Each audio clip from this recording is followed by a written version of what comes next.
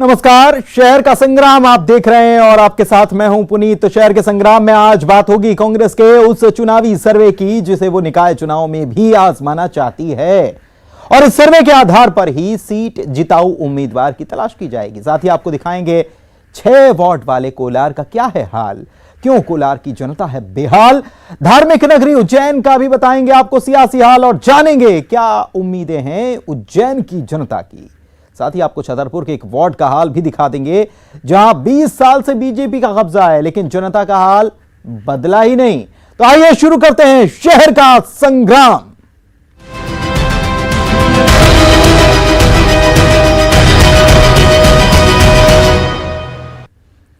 तो प्रदेश में होने वाले नगरीय निकाय चुनाव में एमपी कांग्रेस पुराने फॉर्मूले को आजमाने की कोशिश में लग गई है। 2019 और उसके बाद 2020 के 28 विधानसभा सीटों पर उपचुनाव में कांग्रेस ने सर्वे के आधार पर ही उम्मीदवारों को टिकट देने का काम किया था। हालांकि नतीजों में नाकामी जरूर हासिल हुई लेकिन एक बार फिर से प्रदेश कांग्रेस अध्यक्ष कमलनाथ पुराने फॉर्मूले को ही नगरीय निकाय चुनाव में आजमाने की तैयारी में। सर्वे के आधार पर सीट जिताओ उम्मीदवार को टिकट।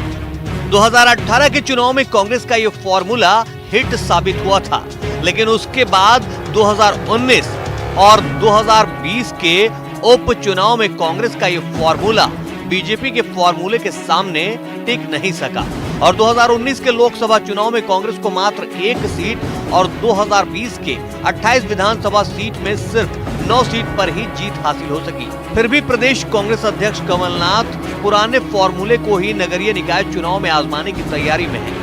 कांग्रेस पार्टी ने नगरीय निकाय चुनाव में उम्मीदवारों की तलाश में सर्वे का काम शुरू कर दिया है। पार्टी निजी एजेंसियों से ही नहीं बल्कि संगठन स्तर पर भी सर्वे कराने का काम कर रही है।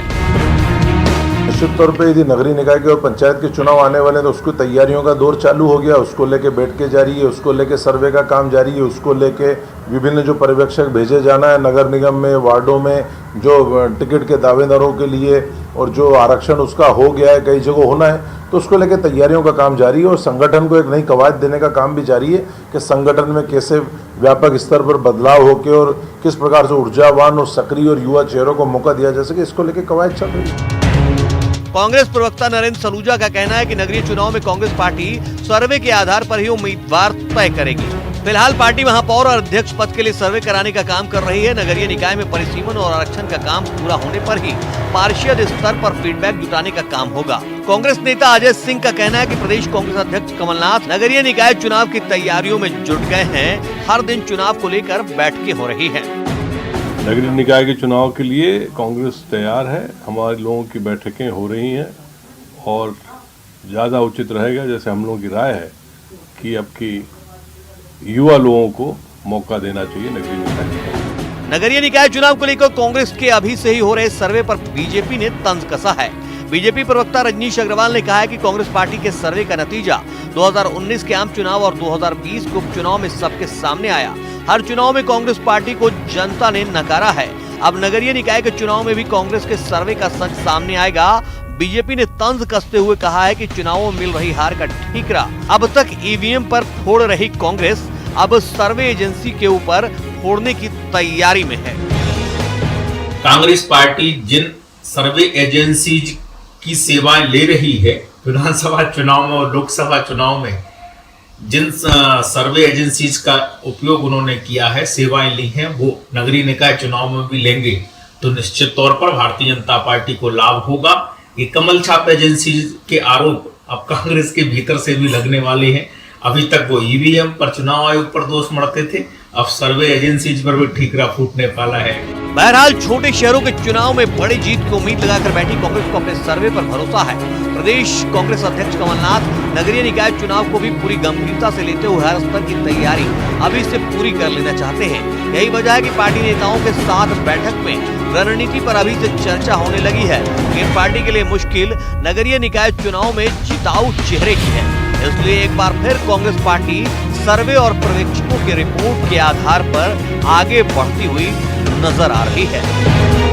अनुराग श्रीवास्तव, न्यूज़ 18 भोपाल। और चलिए अनुराग का रुख कर लेते हैं, हमारे सहयोगी भोपाल से लाइव मौजूद हैं, उनसे जानने की कोशिश करते हैं कि आखिर पुराने फॉर्मूले को कांग्रेस की तरफ से क्यों अपनाया जा रहा है, जबकि उपचुनाव में यह फॉर्मूला फेल साबित हुआ। अनुराग,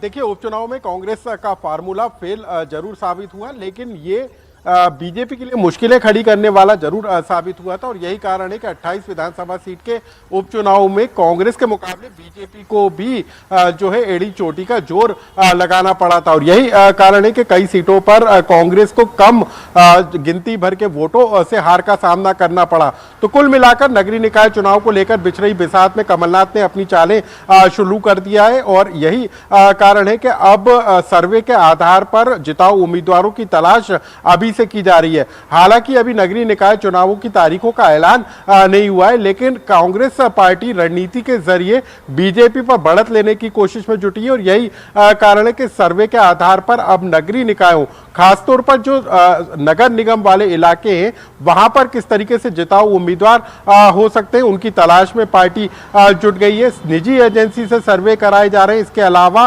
पर्यवेक्षकों को भी नगरीय निकाय वाले इलाकों में भेजा जा रहा है, ताकि वो स्थानीय स्तर पर फीडबैक जुटा सके। और साथ ही स्थानीय स्तर के मुद्दे कौन से होंगे, इसको भी सर्वे के आधार पर रिपोर्ट तैयार कराने का काम किया जा रहा है। तो कुल मिलाकर भले ही कांग्रेस के लिए 2019 के चुनाव में जो है सर्वे का फार्मूला फेल साबित हुआ, और 2020 के चुनाव में कांग्रेस पार्टी मात्र 9 सीटों पर जीत हासिल कर सकी हो, लेकिन कांग्रेस उसी फार्मूले के जरिए नगरीय निकाय चुनाव में उतरने की तैयारी में।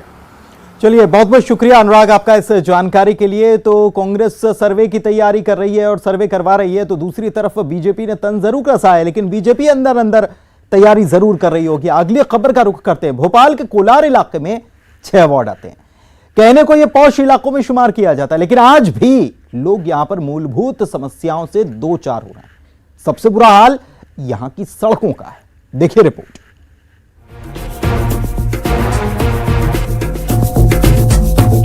कोलार इलाके में आने वाले 6 वार्डों की हकीकत इन तस्वीरों से बखूबी समझ सकते हैं। यहाँ गड्ढों में सड़कें नजर आ रही हैं। साइकिल से पानी ढोते हुए ये नौजवान और कामकाजी महिलाएं रोजाना इसी तरह इन नालों में खुले हुए एयर वॉल्व से पानी भरने को मजबूर हैं। 6 डब्बे पानी यहाँ से लेकर जाते, पीने का भी बाहर का भी। कब से ऐसा पानी भर रहा है यहाँ पर? मैं तो 6 साल हो गया सर। पानी नहीं पहुँच पा रहा है? हाँ बिल्कुल। नेता लोग दावे कर रहे हैं कि घर घर तक पानी पहुँच गया है। नहीं, अभी नहीं आया हमारे। मैं न्यू अम्बेडकर नगर से हूँ और मैं यहाँ से 3 किलोमीटर दूर से आया हूँ यहाँ पे पानी भरने। सर पानी नहीं है, लाइट है, पानी नहीं है पीने का। फिर क्या करते हो पानी के लिए? पानी सर मूल लेते हैं, मूल पानी लेते हैं। 300-350 रुपये महीना देते हैं। टैंकर से खरीदते हैं जी। यहाँ की खस्ताहाल सड़कों से गुजरकर स्वस्थ व्यक्ति की तबीयत भी नासाज हो जाती है। पावर कट की समस्या बारिश और गर्मियों में ज्यादातर देखने को मिलती है। वहीं सड़कों के दोनों तरफ अतिक्रमण से सड़कों पर वाहनों का लंबा जाम लगा रहता है।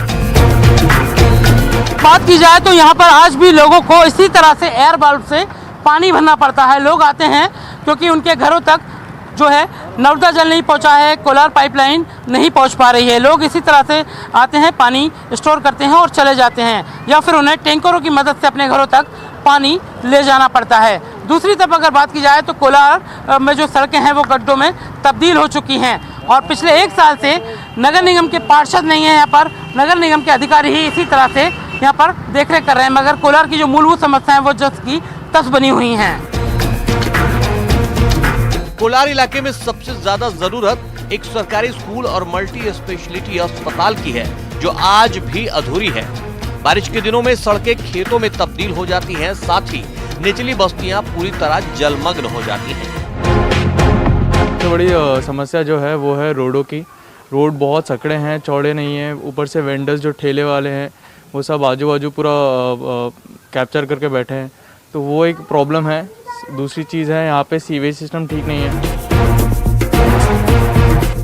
कोलार इलाके में पेयजल समस्या सबसे विकराल रूप ले चुकी है।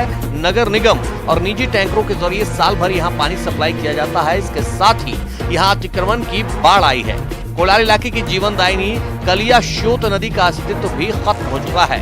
उसके चारों तरफ बिल्डर्स ने कब्जा कर रखा है, मगर जब बारिश का दौर आता है, विलुप्त हुई नदी अपने विकराल रूप से अपने दायरे को बढ़ा देती है, जिसमें अमीरों के साथ साथ गरीबों के आशियाने भी उजड़ जाते हैं। कोलार की जनता को आज भी विकास की बहुत जरूरत है। पूर्व मुख्यमंत्री कमलनाथ ने भोपाल में 2 नगर निगम बनाने का मसौदा तैयार किया था, जिसमें एक पुराने भोपाल का कुछ हिस्सा और एक कोलार के इलाके को मिलाकर नगर निगम बनाने की तैयारी की गई थी, जिसे लेकर दावों और आपत्तियों का दौर चला। मगर कमलनाथ सरकार गिरने के साथ ही ये बात भी ठंडे बस्ते में चली गई। अब सरकार बीजेपी की है, जिसमें आने वाले नगरीय निकाय चुनावों की तैयारियां की जा रही है। जनता ने जो विश्वास भारतीय जनता पार्टी को दिया था, वो जनता के साथ जो सुविधाएं कोलार पे होना थी, कोलार के जनता के साथ जो न्याय होना था, आज तक हाई सेकेंडरी स्कूल में पहली चीज़ ये मैंने नगर पालिका के दौरान और अभी भी ये चीज़ बात रखी, हाई सेकेंडरी स्कूल के लिए भी आज कोलार सरकारी हाई सेकेंडरी स्कूल के लिए भी तरस रहा है। 1 साल पहले निगम परिषद भंग होने के बाद शहर के 85 वार्डों में मूलभूत समस्याओं से जूझ रहने वाले लोग कोलार इलाके में आज भी विकास की आस देख रहे हैं। कुछ दिनों के बाद निकाय चुनाव के शोर के बीच दावे होंगे और वादे होंगे, लेकिन जनता का इंतजार कब खत्म होगा, यही सबसे बड़ा सवाल है। जितेंद्र शर्मा, न्यूज़ 18 भोपाल। और वक्त एक ब्रेक का हो चला है, जल्द लौटेंगे, बने रहिए। ब्रेक के बाद एक बार फिर से आपका स्वागत है। धार्मिक नगरी उज्जैन की बात कर लेते हैं, जहां पर नगरीय निकाय चुनाव की सुगबुगाहट शुरू हो चुकी है। यहां पर बारी बारी से जनता ने कांग्रेस और बीजेपी को मौका दिया है। इस नगर निगम से एक और खास बात जुड़ी है। यहां पर निगम के 5 साल के कार्यकाल में एक बार 3 महापौर बदले गए थे।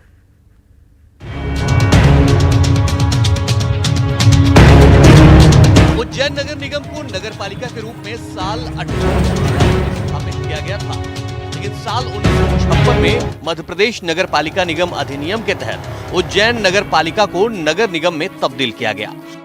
मौजूदा वक्त में उज्जैन नगर निगम में कुल 54 वार्ड आते हैं। अगर नगर निगम के इतिहास पर नजर डालें तो उज्जैन नगर निगम पर बीजेपी और कांग्रेस दोनों का ही बारी बारी से कब्जा रहा है, लेकिन पिछले कुछ वर्षों में बीजेपी ने जरूर दमखम दिखाया है। साल 2005 तक बीजेपी के मदन लाल ललावत मेयर रहे। फिर साल 2010 तक कांग्रेस की सोनी मेहर मेयर बनी रही। साल 2015 तक बीजेपी के रामेश्वर अखंड मेयर रहे और अब 2020 तक मीना जोनवाल मेयर रही। साल 1995 के नगर निगम चुनाव में भी अप्रत्यक्ष प्रणाली से महापौर के चुनाव हुए थे। तब पार्षदों ने कांग्रेस की इंदिरा त्रिवेदी को महापौर चुना था, लेकिन कुछ महीने बाद ही उन्हें हटाकर दोबारा चुनाव किए गए। गुटबाजी के चलते दूसरी बार में बीजेपी की अंजू भार्गव को महापौर चुना गया। भ्रष्टाचार के आरोपों के चलते कुछ वर्षों में उन्हें भी हटा दिया गया और फिर शीला क्षत्रिय को महापौर बनाया गया। इस तरह 5 वर्ष में 3 महापौर बने। इसके बाद साल 2000 के निकाय चुनाव में प्रत्यक्ष प्रणाली से महापौर चुनाव हुए और जनता ने बीजेपी के मदन लाल ललावत को महापौर चुना। इसके बाद से अब तक प्रत्यक्ष प्रणाली से ही चुनाव हुए। साल 1995 के पहले 17 साल तक निगम के चुनाव नहीं हुए थे और पूरी तरह अधिकारी का ही नगर निगम पर नियंत्रण रहता था। फिलहाल खत्म हुए नगर निगम के कार्यकाल में महापौर के साथ साथ निगम अध्यक्ष भी बीजेपी के सोनू गहलोत रहे। बीजेपी का बोर्ड नगर निगम में होते हुए सिंहस्थ महाकुंभ का आयोजन भी नगर निगम उज्जैन ने ही कराया। इसके साथ साथ इन 5 सालों में स्वच्छता सर्वेक्षण में 5 लाख से कम आबादी वाले शहरों में उज्जैन को स्वच्छता के लिए प्रथम पुरस्कार भी मिला। लेकिन आम लोगों की माने तो पिछली निगम सरकार में जमकर भ्रष्टाचार हुए हैं। इस बार नगर सरकार जो भी बने वो नगर का हित में बने। पिछली जो सरकार थी उसके कार्यकाल में काफी भ्रष्टाचार हुए हैं। भाजपा का बोर्ड लंबे समय से रहा है जिसने कई घोटाले किए नगर निगम में, लेकिन अब उम्मीद ऐसी है कि कुछ कांग्रेस या अन्य कोई पार्टी का व्यक्ति बने जो निष्कलंक हो और ईमानदार छवि का हो, जो शहर हित में काम कर सके। महापौर एक युवाओं को बनाना चाहिए जो लोगों की समस्याओं को सुने, आम जन की समस्याओं को सुने, क्योंकि शहर में अभी भी बहुत सारे ऐसे निर्माण हैं जो अवैध बने हुए हैं। कई कॉलोनियां अवैध भाजपा के राज में बनी है लेकिन उनकी जो भाजपा के राज में जो कॉलोनियां बनी है वो कहीं ना कहीं अधिकारियों के साठगांठ से बनती है। तो जो अभी के जो महापौर है उन्होंने भी कई ऐसे काम है जो अपने हित के किए हैं, लेकिन जनता के हित में ऐसा कोई काम नहीं किया जो बड़ी उपलब्धि उज्जैन शहर को दे सके।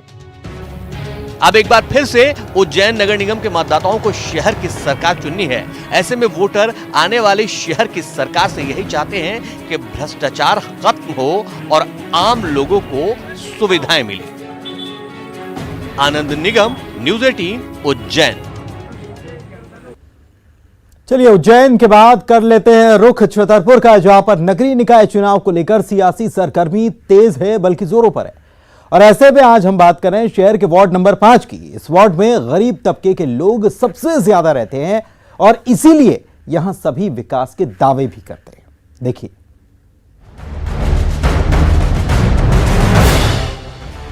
छतरपुर नगर पालिका में 20 सालों से लगातार बीजेपी का कब्जा है और यहां कांग्रेस प्रत्याशी को हराकर एमपी की पूर्व मंत्री ललिता यादव नगर पालिका अध्यक्ष बनी थी। उसके बाद सरदार प्यारा सिंह और पिछली 2 बार से अर्चना सिंह अध्यक्ष रही हैं। छतरपुर वार्ड नंबर 5 की बात करें तो इस वार्ड में 3200 वोटर हैं। 2005 के चुनाव की बात करें तो यहां से निर्दलीय फूलचंद अहरवार पार्षद बने। 2009 में कांग्रेस की कमला कोरी यहां से जीती थीं और 2014 में बीजेपी से रामकली बरार जीती। रामकली की माने तो उन्होंने पिछले 5 वर्षों में विकास किया है। जहां पानी के लिए पाइपलाइन डलवाई है तो नालियों का निर्माण कराया है। गरीब लोगों को पीएम आवास का लाभ भी दिलवाया है। जो आया था तो जी आवास भी कराई है बहुत आदमियों की और पास भी डली है, लेकिन लॉकडाउन की वजह से भी काम पे चल गया है। अब जो मतलब जो विधवा पेंशन है ये भी कराई, जो रोड नाली का काम है ये भी हो गया, थोड़ा बहुत काम बचा है तो चार्ज जब भी लग सकता। और पानी की भी लाइन बाट में पूरे में निकल चुकी, पानी भी चार्ज जब भी आ सकता है पानी। स्थानीय वोटर्स की माने तो कई महीनों तक नालियों की सफाई नहीं होती। कई जगह सड़कें खराब हैं, वहीं पाइपलाइन तो डल चुकी है लेकिन अभी तक चालू नहीं हुई, जिससे उन्हें दूर दूर से पानी लाना होता है और गंदगी से भी वार्ड वासी खासे परेशान रहते हैं।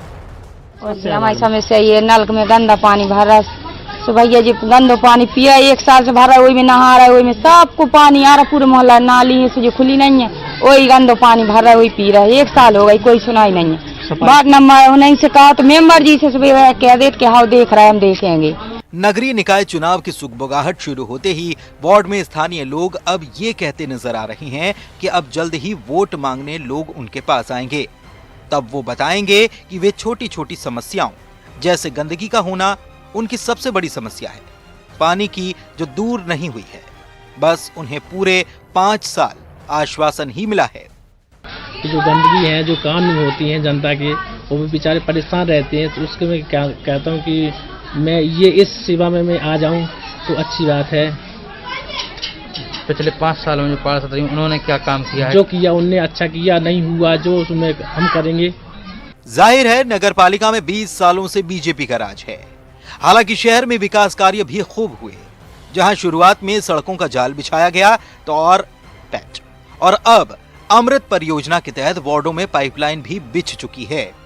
भले ही अभी वो चालू नहीं हुई, वहीं चाहे वो अध्यक्ष हो या वार्ड पार्षद, वो साफ सफाई के मामले में पीछे नजर आते हैं।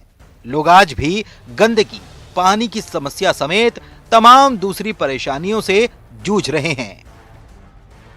सुनील उपाध्याय, न्यूज़ 18 छतरपुर। तो शहर के संग्राम में अभी के लिए फिलहाल इतना ही। मुझे दीजिए